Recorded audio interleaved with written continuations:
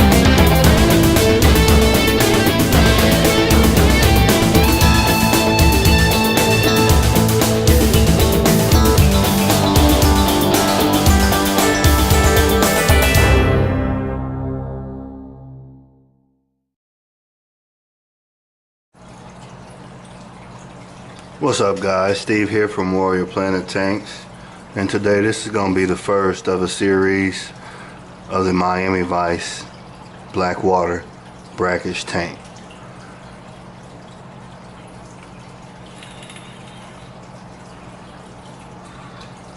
So as you guys know, it's been a while. Took a little mini hiatus from posting videos, and I put this tank up, showed it on live stream a few times, and I didn't think it would be fair to not shoot this one in the classic Warrior Planet Tank format. And I'm not gonna go on camera tonight because I didn't get a haircut, and that's not cool. So let's go ahead and dig into this aquarium.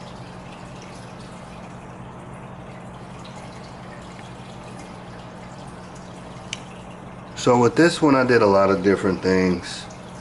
This is kind of a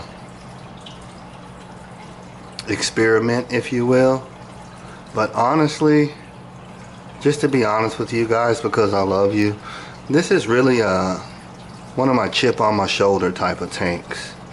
Not necessarily because I have a chip on my shoulder, but because I look at a lot of forums, I look at a lot of things on the internet, and some of the stuff I read is just absolutely ridiculous.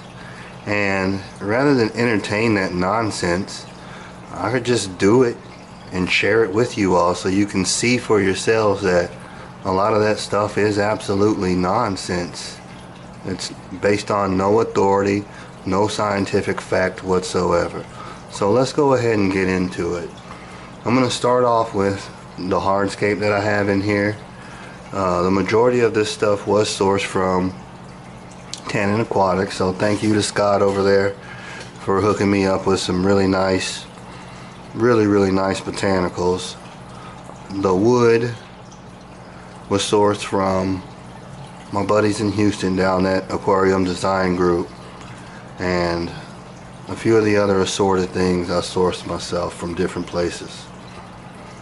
Okay, so what you're looking at in here is fishtail palm in the middle. Manzanita wood makes up the hardscape along with mangrove wood. For the tent, we're using only yellow mangrove leaves.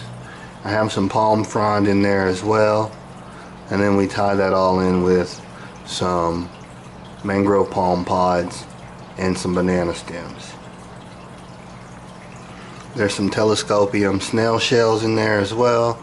There's some Estrella snail shells, and then there's a few that we got from Galveston that I figured would look cool in there, and I threw them in there as well. The substrate is a 50-50 blend of coarse sand and mineral mud. This substrate is intended to go anaerobic, which facilitates my overall brackish biotope. Right now I'm running it at a salinity of between 12 and 10.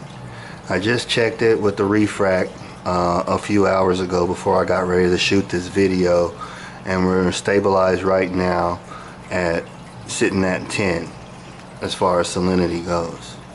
So I'm going to get into the livestock real quick. What I did with the livestock is I pushed the card. So I took straight freshwater fish and I took straight saltwater inverts and I put them in a brackish environment. And what I'm trying to do is show an example of urohyaline species of fish.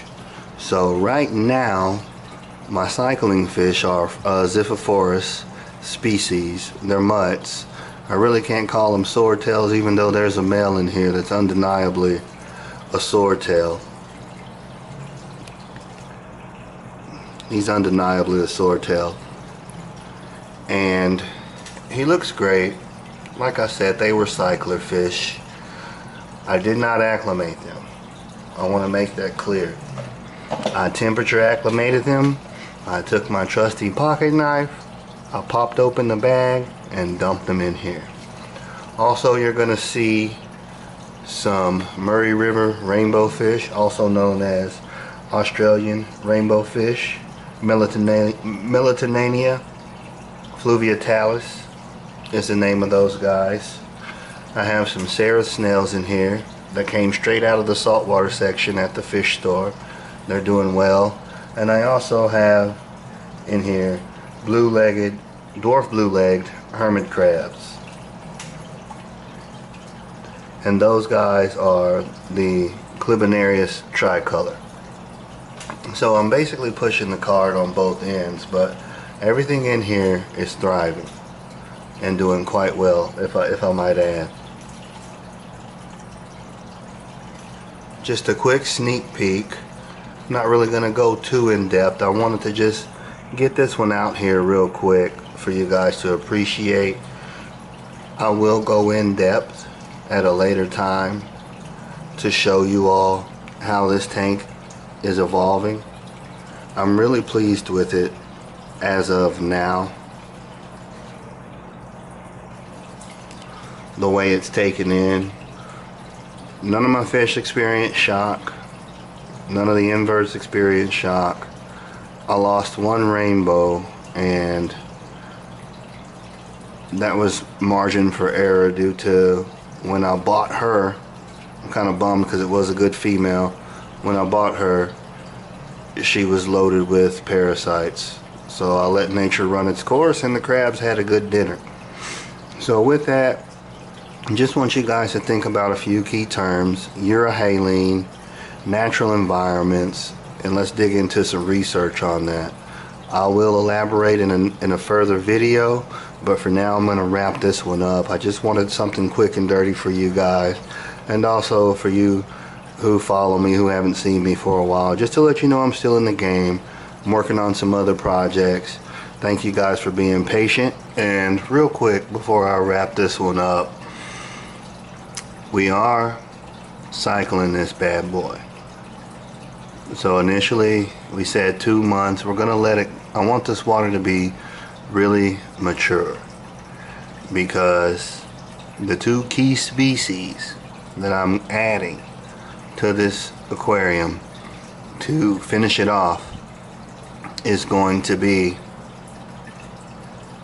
the pseudomagil dorsalis and possibly another type of pseudomagil. It's still up in the air, but the dorsalis is absolutely positively going in this aquarium.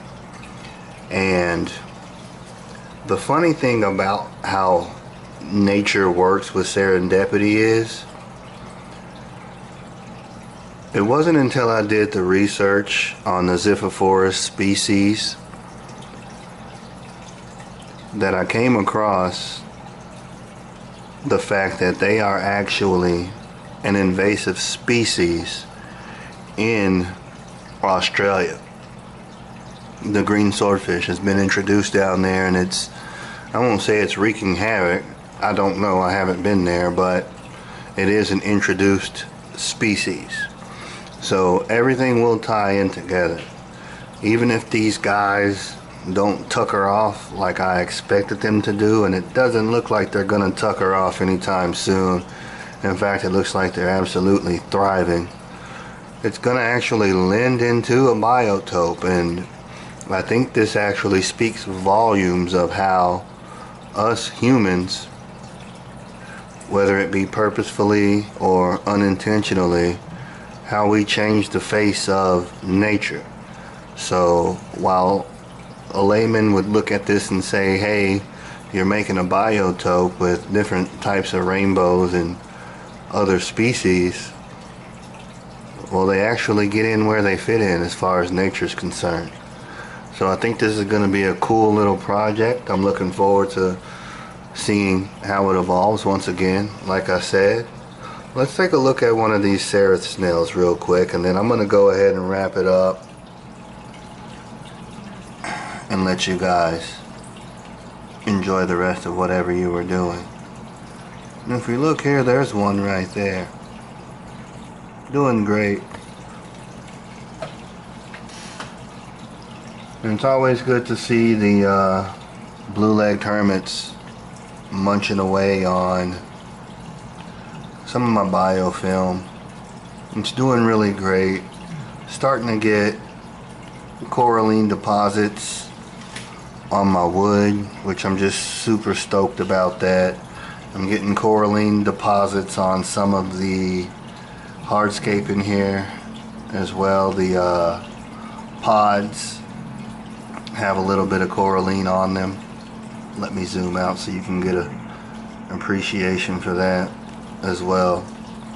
I'm really liking all this biofilm that's on my hardscape and how it's actually lending to turn into some of my coralline calcified deposits. There's one right there actually growing on the palm pod. Let's get the tripod down just a hair. And if I'm talking slow, it's funny, but it's true. I was watching a Bob Ross marathon this morning on Twitch, so I kind of been in the zone. Plus I'm getting over a cold, man. I don't know if it was like the flu or what, but I felt pretty bad for a few days, and that's part of it too. But real quick, here she is, one more time. This is the Miami Vice Blackwater Brackish Biotope. Let me sit this down here. Sorry guys. This is Steve from Warrior Planet Tanks. Thank you guys for watching. I'm out.